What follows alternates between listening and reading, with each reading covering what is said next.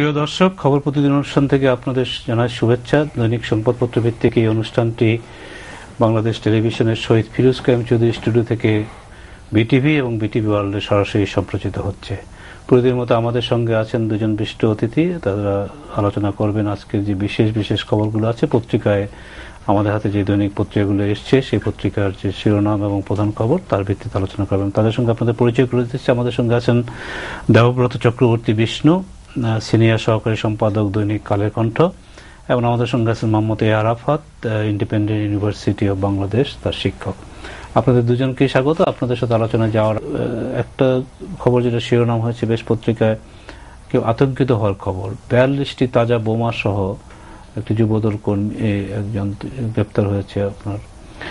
তো এখন যে দেশের অবস্থা, যে পরিস্থিতি, তাতে এই ধরনের খবর আমাদেরকে আবার সত্যি আতঙ্কিত করে। আরাফাত? না, অবশ্যই। বেসিক্যালি মানে আমাদের রাজনীতিতে আমরা দেখেছি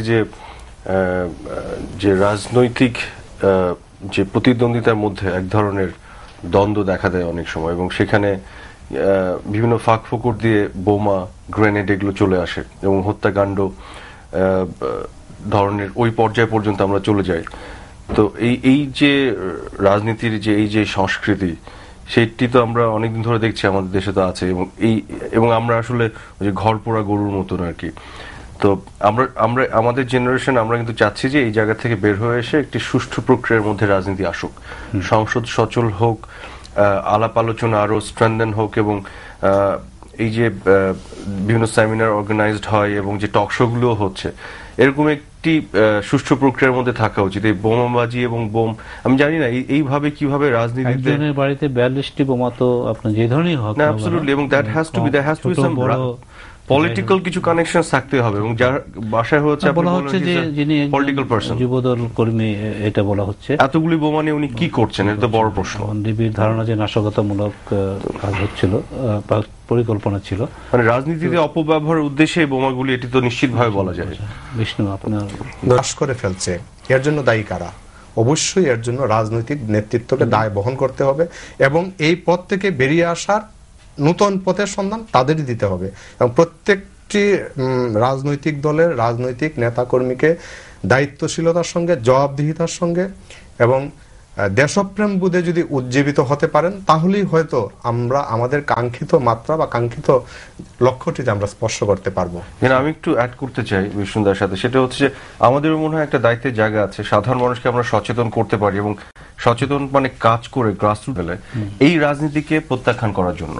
এবং আমাদের বুঝিয়ে দিতে হবে যে যারা ভাবেন, যে রাজনৈতিক নেতৃত্ব বা ভাবেন বা দলগুলি যে এইভাবে আসলে রাজনীতির মাঠে একটা সুবিধা নেওয়া যায়, তাদের সেই ভাবনাকে আমরা ঘুরিয়ে দিতে চাই, যে এর মাধ্যমে কোনো সুবিধা নেওয়ার কোনো সুযোগ নাই। আপনার কথার লিঙ্ক ইয়েতে আমি বলছি, আপনি প্রজন্মের কথা বলছিলেন, অত্যন্ত মানে আশা জাগা নিয়ে একটা ব্যাপার, যে প্রজন্ম কিন্তু নতুন ভাবে জাগতে শুরু করেছে, নতুন ভাবে সব জানছে, বুঝতে শুরু করেছে, প্রত্যাখ্যান যে করছে না তা নয়। এবং সবচেয়ে গুরুত্বপূর্ণ কথা যেটা আমি মনে করি, আজকের বাস্তবতায় মানুষকে অচেতন করে রাখার সব রকম প্রচেষ্টা সত্ত্বেও কিন্তু মানুষ অনেক বেশি সচেতন।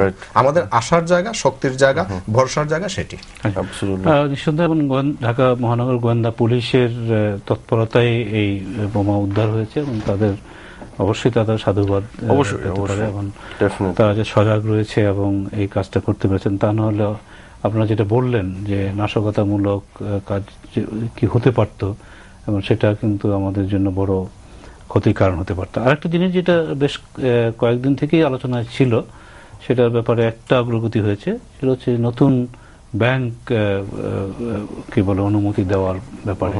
আমরা একটা জিনিস জানি, যেটা হচ্ছে যে বাংলাদেশ ব্যাংক এই ব্যাপারে খুব সতর্কতার সঙ্গে পদক্ষেপ নিচ্ছে, এবং তারা নতুন ব্যাংক তো বাংলাদেশে অনেক আছে, তারপরে আরো নতুন ব্যাংক দেওয়ার ক্ষেত্রে সেটা কতটুকু ভালো হবে আমাদের অর্থনীতির জন্য, কতটুকু প্রয়োজন, তো এগুলো সব হিসাব নিকাশ করেছে। আপনিও জানেন আরাফাত, আপনি এগুলো নিয়ে কাজ করেছেন। তো এর একটা জিনিস আমরা যেটা নতুন কিছু শর্ত, যে শর্তগুলো বেশ কঠিনই বলা যায়, সেটাকে দিয়ে তারা নীতিগতভাবে সিদ্ধান্ত নিয়েছে। এটা একটা বড় খবর আজকের। আমার ব্যক্তিগত অভিমত হবে এরকম, যে বাংলাদেশের মতন একটি দেশে, ছোট্ট একটি দেশ, জনসংখ্যা অনেক বেশি, কিন্তু আমাদের ইকোনমিক সাইজ অনেক ছোট। আমাদের অলরেডি 49 প্রাইভেট সেক্টরের ব্যাংক আছে। আমার মনে হয় এগুলো অনেক। ইউকের মতন একটি দেশে বা পাশ্চাত্যের অনেক দেশে কতগুলি ব্যাংক আছে প্রাইভেট সেক্টরে, দেখেন 6-7টা হাতে গোনা এরকম, কিন্তু যেখানে 49 ব্যাংকস আছে, আমি আসলে আমি কোনোভাবে বুঝতে পারি না যে আরো নতুন ব্যাংকগুলি কতটুকু কন্ট্রিবিউট করবে ইকোনমিতে। আমার ব্যক্তিগত অভিমত, এগুলোর আসলে কোন বিবেচনায় দেওয়া হচ্ছে আমি জানি না এবং কতটুকু যৌক্তিক হচ্ছে। তবে আমরা একটু ধরে দিই আপনাকে, আমি যতটুকু পড়েছি সবগুলো শর্ত পড়া হয়নি, কিন্তু যেই শর্তগুলো দিয়েছে তাতে মনে হয়েছে যে বাংলাদেশ ব্যাংক যে খুব উৎসাহ নিয়ে এটা করছে তা না, মানে এই জিনিসটা কিন্তু পরিষ্কার। এই জিনিসটা একটু যদি পরিষ্কার করা হয় আমাদের কাছে যে আসলে কোন বিবেচনা এবং কতটুকু কি চিন্তা ভাবনা থেকে এটা দেয়া হচ্ছে এবং এটা আসলে উপকারিতা বা উপযোগিতা কোথায়, তাহলে হয়তো আমি বুঝতে পারবো। সাধারণ অর্থে আমি বুঝতে পারছি না। এই বিষয়ে একটি কথা কি চলছে আজকে পত্রিকাতে আছে, সেটা হচ্ছে আমাদের যে পদ্মা সেতুর যে প্রকল্পটি, এটা বাংলাদেশের একটি বৃহৎ প্রকল্প, সবচেয়ে বেশি ব্যয়বহুল, এই অর্থে যে প্রায় $3 বিলিয়ন এই প্রকল্প। এতে করে বিশ্বব্যাংক আছে, এশিয়ান ডেভেলপমেন্ট ব্যাংক আছে, জাপান আছে, এই তিনটে দেশই বড় দাতা। তো বিশ্বব্যাংক এখানে আপনার সমন্বয়কারী হিসেবেও কাজ করছে। তো এখানে বিশ্বব্যাংকের থেকেই মূলত একটা ব্যাপার হয়েছে যে কানাডিয়া একটি ফার্ম, তার কি বলে অভিযোগ যে তাদের দুর্নীতি আছে বা এখানে তদন্ত হচ্ছে।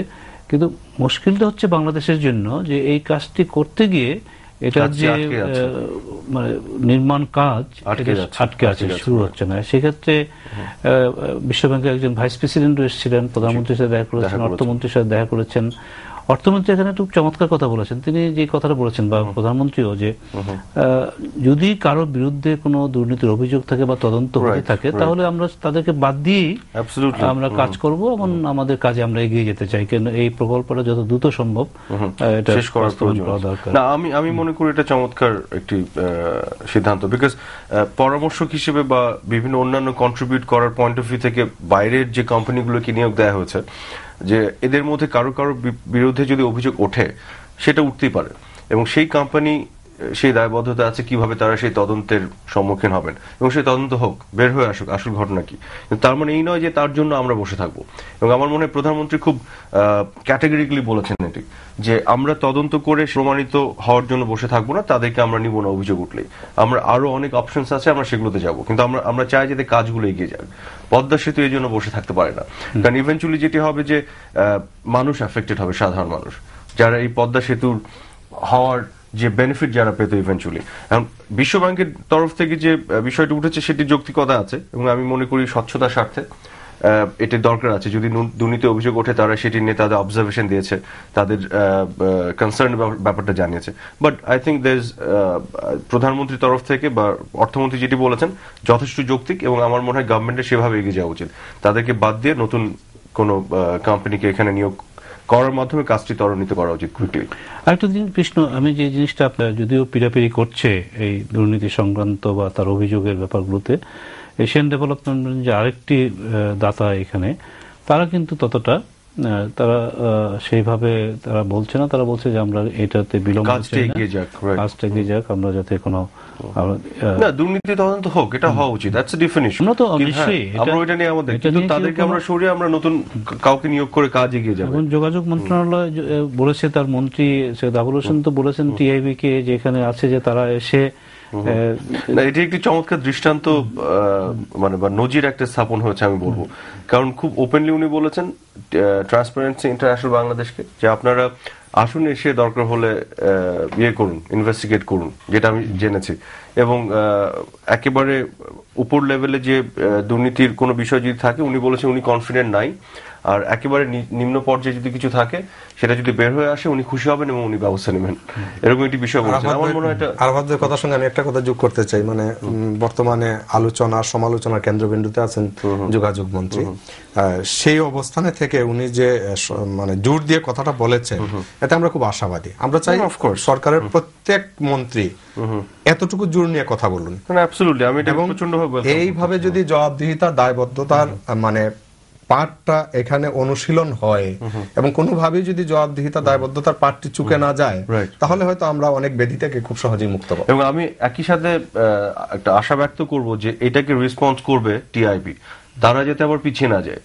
আমরা যদি এটা না দেখি যে টিআইবি এমন একটা অর্গানাইজেশন যাদের সেইটা ইনভেস্টিগেট করার ক্ষমতা নাই, তাহলে এতদিন ওনারা দুর্নীতি অভিযোগ উঠেছেন বিভিন্ন পর্যায়ে, সেগুলো কিভাবে, সেগুলো কি ফ্যাক্ট বেস না পারসেপশন বেস? আমি আশা করবো খুব প্রচন্ড ভাবে যে হ্যাঁ ওনারা সত্যিকার অর্থে এটা করতে পারবেন। আমরা এই আরেকটি প্রসঙ্গে দিকে যেটা নিয়ে গত কি বলে এই মাসের শুরু থেকে গত এক সপ্তাহ ধরে আলোচনা হচ্ছে এবং বিভিন্নভাবে, বিশেষ করে ভারতের প্রধানমন্ত্রী মনমোহন সিং এর বাংলাদেশ সফর হয়ে যাওয়ার পর থেকে আপনারা জানেন যে দুটো বিষয়, একটা তিস্তার পানি এবং আরেকটা হচ্ছে যে আমাদের যে শুল্কমুক্ত আপনার কি বলে যে পোশাক, এই দুটো বিষয় খুবই গুরুত্বপূর্ণ। এখানে আমি আমার নিজস্ব ওপিনিয়ন আছে, এটা একটু ক্লারিফাই করতে চাই। এই তিস্তার পানির বিষয়টি নিয়ে আমরা অনেক মহলে প্রচন্ড রকমের হতাশা ব্যক্ত হতে দেখেছি। আমি ব্যক্তিগতভাবে খুব হতাশ নই, আমি কিছুটা ব্যথিত দুঃখিত যেটা হয়নি, হতাশ নই। এটার কারণ আমি বলি, কারণ হচ্ছে যে এই যে তিস্তার যে নদীটা ভারত হয়ে বাংলাদেশে এসেছে, সাধারণত কি এই যে আন্তর্জাতিক পানি বন্টন, নদীর পানি বন্টনগুলির কোনো আইন নেই, যেগুলো আছে সেগুলো কিছু কনভেনশনস। এটাকে আইনে রূপান্তরিত করার জন্য আপনার 35টা দেশের সিগনেচার লাগে এবং যেগুলো হয়ে ওঠেনি। কাজে আপনার একমাত্র উপায়, কোনো দেশকে আপনি অব্লিগেট করতে পারেন না, একমাত্র উপায় হচ্ছে যে আপনি দ্বিপাক্ষিক কূটনৈতিক তৎপরতার মাধ্যমে সেই বিষয়টি করবেন। এখন আপনি যদি দেখেন নদীর যদি অববাহিকা দেখেন, যেটাকে ক্যাচমেন্ট বলে বা বেসিন বলে, সেটি কিন্তু একটা নির্ধারক। কারণ হচ্ছে পানি কিন্তু উৎপত্তি স্থল থেকে যে পানি আসে তার বাইরেও বৃষ্টি এবং অন্যান্য পানি কিন্তু এই অববাহিকা দিয়ে ক্যাচমেন্ট দিয়ে নদীতে এসে পড়ে। তো আমরা যদি নদীর ক্যাচমেন্ট ওয়াইজ যদি আপনি দেখেন, তার 80% ভারতে পড়েছে, এই তিস্তা নদীর 20% বাংলাদেশে পড়েছে। আরেকটি নির্ধারক হতে পারে, সেটি হচ্ছে নদীর দৈর্ঘ্য। দৈর্ঘ্য আপনি দেখলে এটা 65% ভারতে পড়েছে, 35% বাংলাদেশে পড়েছে। এই দুটোকে যদি আপনি ফ্যাক্টর ইন করেন, বিবেচনায় নেন, তাহলে আমরা 30%-এর বেশি পানি পাওয়া ডিফিকাল্ট হয়ে যায় ম্যাথমেটিক্যাল ক্যালকুলেশনে। কিন্তু এখানে একটি বিষয় আমি জানতে পেরেছি যে আমাদের প্রধানমন্ত্রী আমাদের যারা নেগোশিয়েট করছিলেন তাদেরকে স্পেসিফিকলি বলেছিলেন যে এই পানি বন্টনের ক্ষেত্রে সর্বোচ্চ অগ্রাধিকার যাতে মানুষ পায়। কোন দেশের কোন অঞ্চলের মানুষ সবচেয়ে বেশি পানির উপরে তাদের জীবন জীবিকা নির্বাহ করছে, সেটি যেন সর্বোচ্চ অগ্রাধিকার পায়। এবং আমরা দেখেছি যে আমাদের অংশে যদিও নদীর দৈর্ঘ্যের ছোট অংশটা পড়েছে, ক্যাচমেন্টের অনেক ছোট অংশ পড়েছে, কিন্তু অনেক মানুষ আমাদের অংশের নদীর অনেক বেশি ডিপেন্ডেন্ট।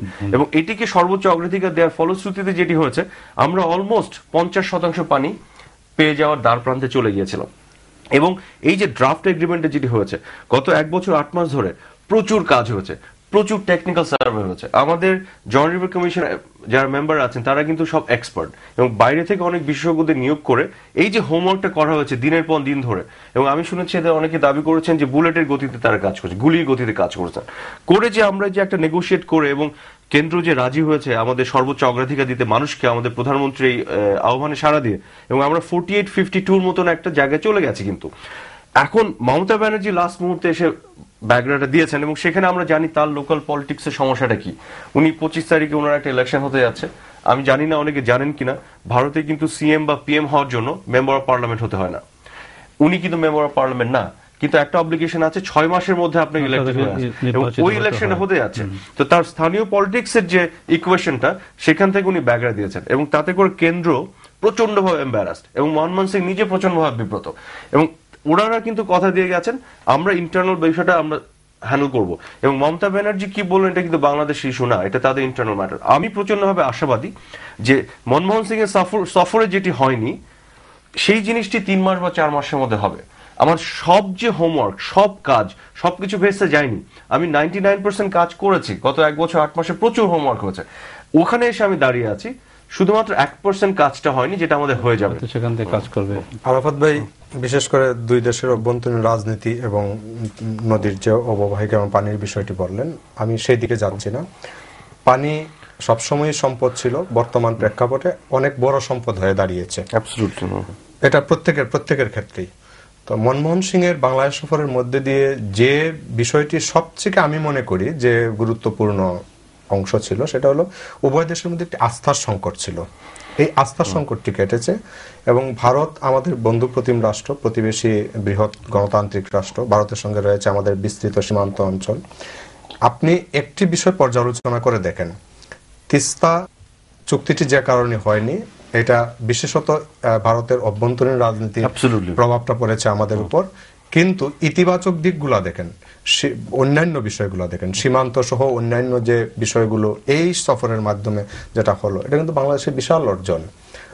যারা বলেন বিরোধিতার খাতিরে বিরোধিতা করে, যারা বলেন যে ভারতের সঙ্গে বাংলাদেশের সবচেয়ে বেশি বাণিজ্য ঘাটতি রয়েছে, এটা কিন্তু ভুল। বাংলাদেশের সঙ্গে সবচেয়ে বেশি বাণিজ্য ঘাটতি রয়েছে চীন, তারপর মালয়েশিয়া, তারপর সিঙ্গাপুর, দ্বিতীয় স্থান হলো ভারত। এখন ভারতের বাজারে এতগুলা পণ্যের শুল্কমুক্ত প্রবেশাধিকার আমরা পেয়েছি, এটা কিন্তু আমাদের অর্জন, অবশ্যই নিঃসন্দেহে একটি বড় অর্জন। এবং ভারতের মতো একটি বড় দেশে আমাদের পণ্যের যে এই প্রবেশাধিকার, এতে হবে কি আমাদের বাজার বিস্তৃত হবে, এর ইতিবাচক প্রভাব আমাদের অর্থনীতিতে পড়বে। তো শুধু সমালোচনার খাতিরে সমালোচনা করলে তো হবে না। আপনি যদি আমি যেটি অ্যাড করতে চাই, প্রথম কথা হচ্ছে তিস্তার বিষয়টি নিয়ে যে চুক্তিটি হওয়ার কথা ছিল সেটি ক্যান্সেল হয়নি, পোস্টপন হয়েছে, এবং এটি সবকিছু ভেস্তে যায়নি। আমি যেটি বললাম 99% কাজ হয়েছে, তার সব নষ্ট হয়ে যায়নি। আমরা 2 মাস 3 মাস 4 মাসের মধ্যে করে ফেলবো, আমি প্রচন্ডভাবে আশাবাদী, এবং সেই অঙ্গীকারও দিয়ে গেছেন মনমোহন সিং। আপনি যে চমৎকার বিষয়টি উঠেছেন, বাণিজ্য ঘাটতি যে বিষয়টি, আপনি দেখেন 2009-10 সালে আমাদের যে এক্সপোর্ট ছিল ভারতে সেটি ছিল $304 মিলিয়ন, যেটি 2010-11-তে $512 মিলিয়ন, 68% বেড়েছে এক্সপোর্ট ইন ইন্ডিয়া। এবং 46 আইটেমসের উপর, যেগুলো সব টেক্সটাইল এবং অ্যাপারেল যে গুডসগুলি, ওদের যে অ্যাপারেল ইন্ডাস্ট্রির যে বিজনেস কমিউনিটি, তারা কিন্তু প্রচন্ডভাবে এটাকে অপোজ করছে। সেই অপোজিশনের মুখে এই যে ভারতের সরকার যে সিদ্ধান্তটি নিল, ওদের মার্কেটে আপনাকে ছোট্ট একটা এক্সাম্পল দিয়ে, ওদের এই অ্যাপারেল ইন্ডাস্ট্রি হচ্ছে $50 বিলিয়ন মার্কেট। আমরা কিন্তু আমেরিকাতে শুল্কমুক্ত প্রবেশাধিকার পাইনি, আমরা পেয়েছি হচ্ছে কানাডা, অস্ট্রেলিয়াতে ছোট্ট মার্কেট, আমরা ইউরোপিয়ান ইউনিয়নে পেয়েছি 3rd, বাট ভারত কিন্তু 120 crore মার্কেট, এবং প্রত্যেক ইয়ারে তারা 20% রেটে ওরা বেড়ে যাচ্ছে। এই যে ব্যাপারটা, এটা তো বাস্তবায়ন করতে হবে আসলে। না, বাস্তবায়ন তো করতেই হবে, কার কি দায়িত্ব, এবং সেটা যদি না হয় অনেক সময় এটা হতেই হবে, এটা না হওয়ার কোনো সুযোগ নেই। ফরিদ ভাই, আপনাকে আমি বলি কেন হবে। কারণ হচ্ছে যে প্রথম কথা হচ্ছে যে এই যে আমরা তো এক্সপোর্ট করছি, এক্সপোর্ট করার চ্যানেলগুলি সব ওয়েল স্টাবলিশড। শুধু হচ্ছে যে শুল্ক এবং এনটিবি যেগুলো ছিল, নন ট্যারিফ ব্যারিয়ারগুলি ছিল বলে আমরা ঢুকতে পারছিলাম না। এখন কিন্তু এটা উঠে গেছে, চুক্তি স্বাক্ষর হয়েছে, এটা বেড়ে যাবে। আমাকে অনেক টেক্সটাইল ইন্ডাস্ট্রিতে আছেন, অনেক ইন্ডাস্ট্রি মেম্বার ফোন করে বলেছেন এটা ভারত সাইন করার আগ পর্যন্ত বিশ্বাস করতে পারেনি যে করবে, এবং ওনারা ওভারওয়েলড, অভিভূত যে আমাদের সরকার যে তাদেরকে রাজি করিয়েছে। এবং ওদের দেশে দেখেন, ওদের দেশের যে ইন্ডাস্ট্রির মেম্বার যারা, তারা কিন্তু প্রচন্ডভাবে অপোজ করছে, কিন্তু তারপর এটা হয়েছে। এবং আপনাকে আমি বলি, প্রত্যক্ষভাবে আগামী 3-4 বছরের মধ্যে আমাদের এক্সপোর্ট ভারতে শুধু এইখান থেকে $3 থেকে $4 বিলিয়ন আমরা করব। বাংলাদেশে শুধুমাত্র এই কারণে 10 থেকে 12 লক্ষ মহিলাদের কাজে কর্মসংস্থানের ব্যবস্থা হবে, এবং এটা প্রচন্ডভাবে একটা বিশাল একটা অর্জন। আপনারা বলতে চাচ্ছেন যে এর মধ্যে একটা পরিবর্তন হয়েছে।